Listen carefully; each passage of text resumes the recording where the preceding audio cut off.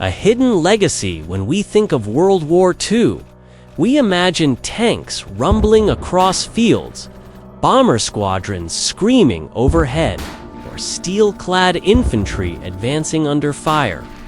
But one crucial piece of the Eastern Front story is often overlooked: the extraordinary role of Soviet women soldiers.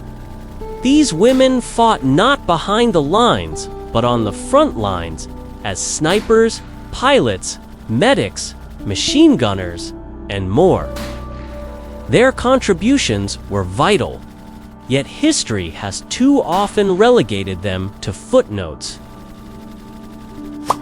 In June 1941, when Nazi Germany launched Operation Barbarossa, the Soviet Union faced annihilation, with millions of men killed or captured. The Red Army, driven by existential survival, opened the door to women volunteers in combat roles. This was not just propaganda. About 800,000 Soviet women served in the armed forces by war's end, with around 120,000 taking direct combat positions such as snipers, anti-aircraft gunners, pilots, and infantry. Perhaps the most compelling example of secret frontline roles were the female snipers.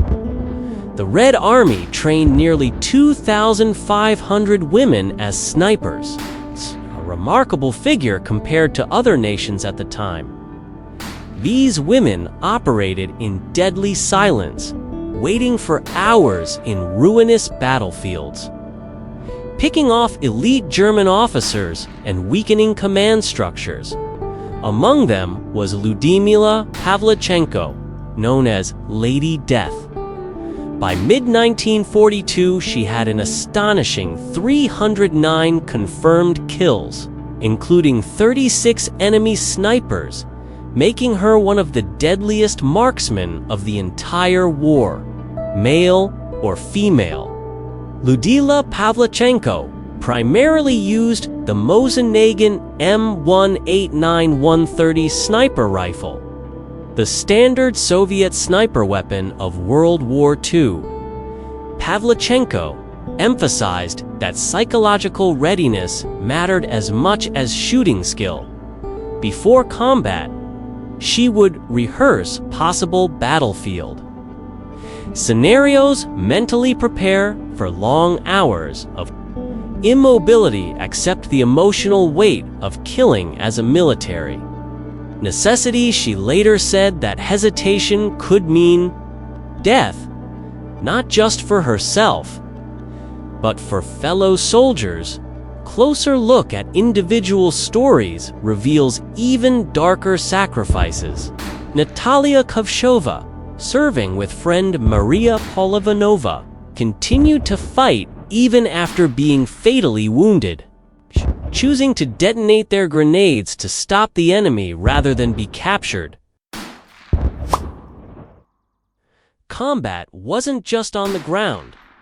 Soviet aviation included all-female bomber regiments, most famously the 588th Night Bomber Regiment, dubbed Night Witches by German forces, flying lightweight aircraft without radios and minimal instruments. These women flew thousands of night sorties, harassing enemy positions and supply lines under cover of darkness. Their bravery underpinned a critical aspect of Red Army strategy: punishing the enemy and buying time for Soviet ground forces to regroup and counterattack.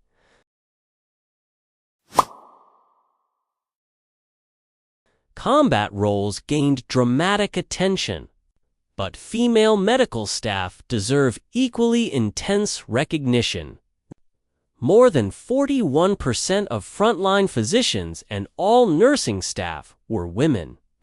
These medics risked sniper fire, artillery bombardments, and freezing winter conditions to rescue and treat the wounded. often performing surgery in makeshift shelters under enemy fire. One such medic, Valeria Nerovskaya, sacrificed her own life by throwing herself under a German tank with grenades to protect wounded soldiers. Her heroism exemplifies the harsh choices faced on the front.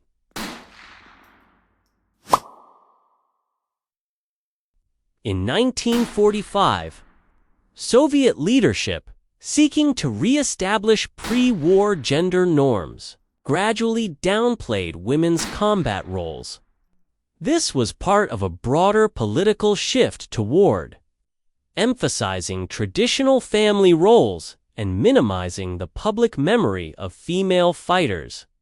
Meanwhile, battles between historians continue over how to fully integrate these women's contributions into mainstream World War II narratives. So when we revisit World War II history, remember this: millions of men fought and died, but hundreds of thousands of women stood shoulder to shoulder with them, shaping the course of battles, often without medals or monument inscriptions. Their stories are reminders that heroism doesn't always come in the uniform we expect, but in the courage to defy conventions and meet history's fiercest moments with unflinching resolve. What makes their legacy even more powerful is not only what these women achieved, but what they endured afterward.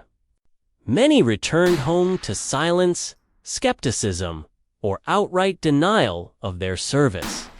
Their uniforms were put away, their medals hidden in drawers, their wartime identities slowly erased to fit a post-war narrative that preferred forgetfulness over complexity.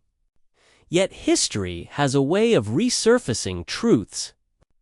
Today, as archives open and voices are rediscovered, these women reclaim their place not as exceptions, but as an integral force that helped turn the tide of the war. Remembering them is not an act of nostalgia. It is an act of historical justice. They did not fight to be remembered, but history is incomplete if we forget that some of the bravest soldiers of the war were women whose stories were buried deeper than the trenches they survived.